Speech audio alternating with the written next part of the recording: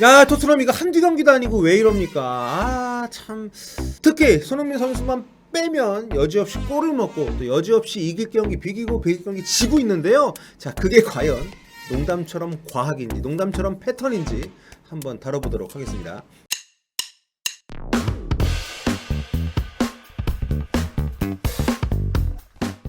여러분께서는 지금 볼리TV를 보고 계십니다. 혹시 아직 구독 안 하셨다면 구독 버튼 부탁드릴게요.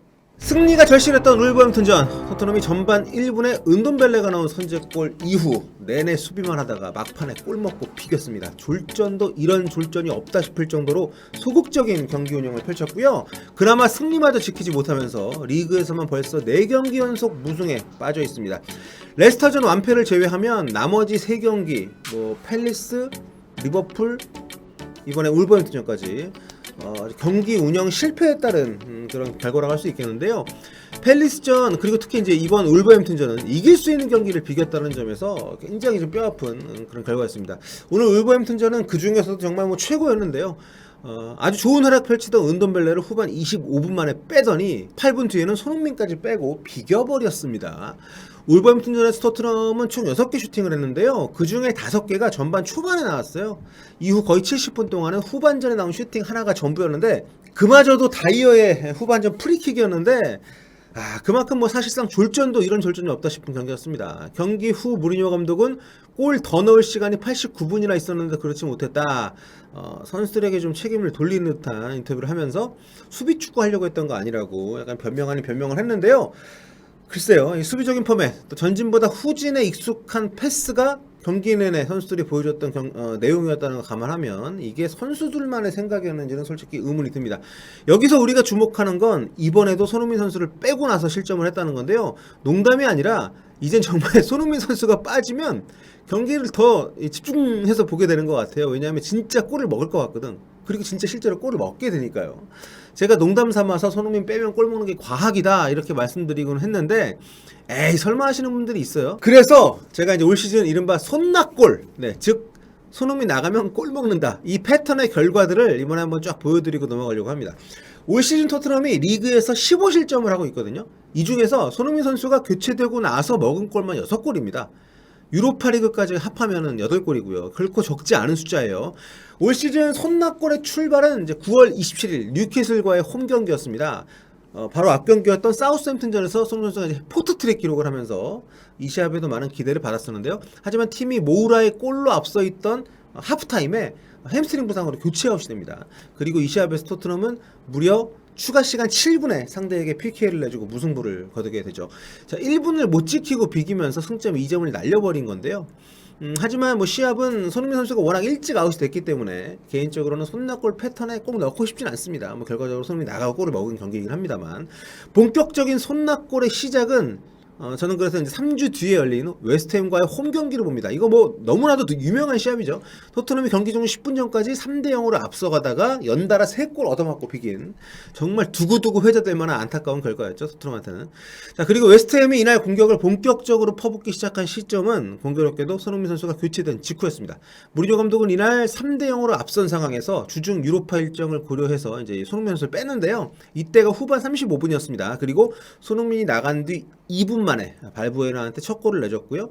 3분이 지난 뒤에 수비수 산체스의 자책골이 나왔습니다. 그리고 그 뒤로도 계속 밀리다가 후반 추가 시간 4분 좀 지났을 때 교체 멤버 안치니한테 정말 원더골 중거리슛 얻어맞고 3대3으로 비기고 말았죠. 그 어느 때보다 확실해 보이던 승점 3점 중에서 2점이 허공으로 날아가 버린 겁니다. 사실 이 경기 잡았어야죠. 82분까지 3대0이었는데 이거 어떻게 비깁니까? 다음 손낙골은 유로파리그에서 나왔습니다. 12월 4일에 있었던 린츠 원정인데요. 자, 토트넘이 이날 이제 고전했어요. 굉장히 경기 내용이 안 좋았습니다.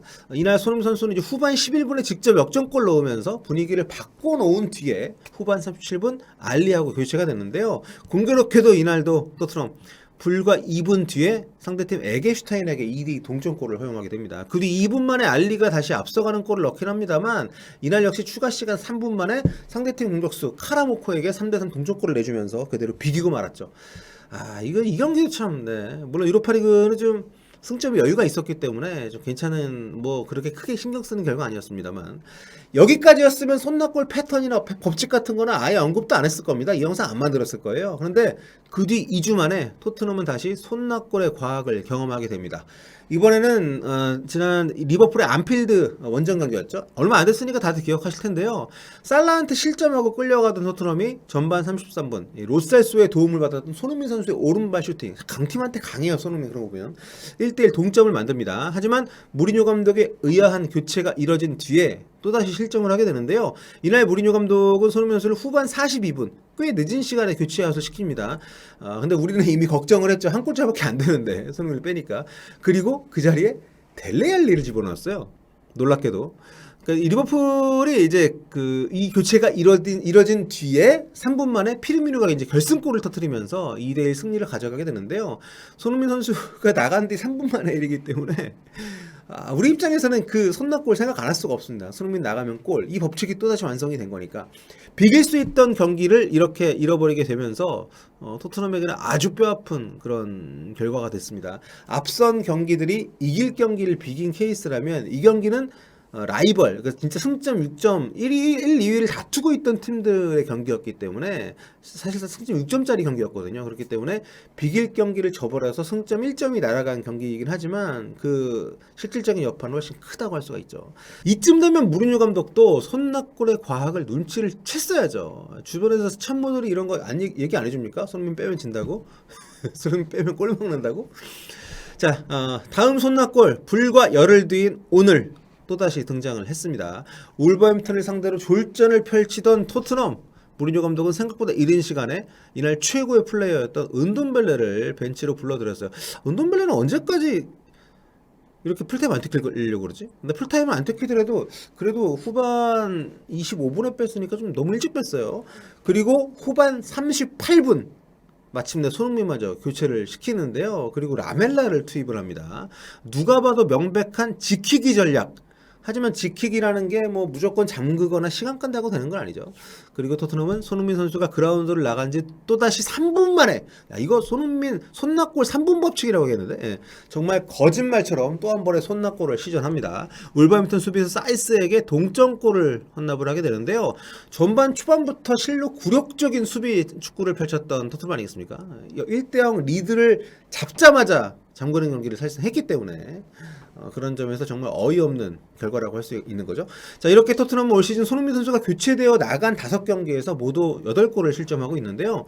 공교롭게도 이 골들이 모두 경기 결과를 완전히 바꿔놓는 실점이 됐어요. 그러니까 손흥민 선수 나가기 전에 이기고 있던 경기는 비기고 손흥민 선수가 나가기 전에 비기고 있던 경기는 지는 이런 최악의 상황들이 이어진 겁니다.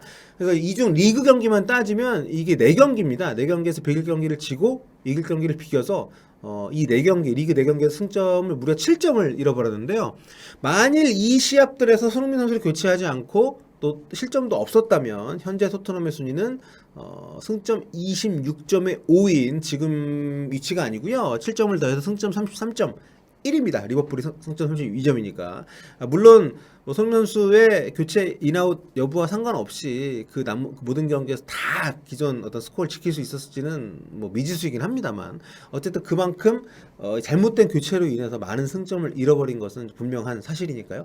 자, 그만큼 막판 경기 운영, 특히 주요 선수들의 교체 전술과 같은 부분에서 토트넘이 좀 패착을 계속 하고 있다는 거죠. 이게 최상위권 접근을 못하고 있는 그런 어떤 주된 이유라고 할 수 있습니다. 손낙골이 제가 뭐 진지하게 뭐 하나의 뭐 법칙이다, 뭐 과학이다 이렇게 주장하려고 하는 것은 아닙니다. 하지만 상대 뒷덜미를 서늘하게 만드는 손흥민 선수의 존재가 상대의 공격을 둔화시킨다는 데 기여한다는 걸 감안한다면 골이 필요한 팀을 상대로 손흥민을 빼는 거, 이거는 그들 공격의 고배를 더욱 죄서 스스로를 위험에 빠뜨리는 그런 선택이 아닌지.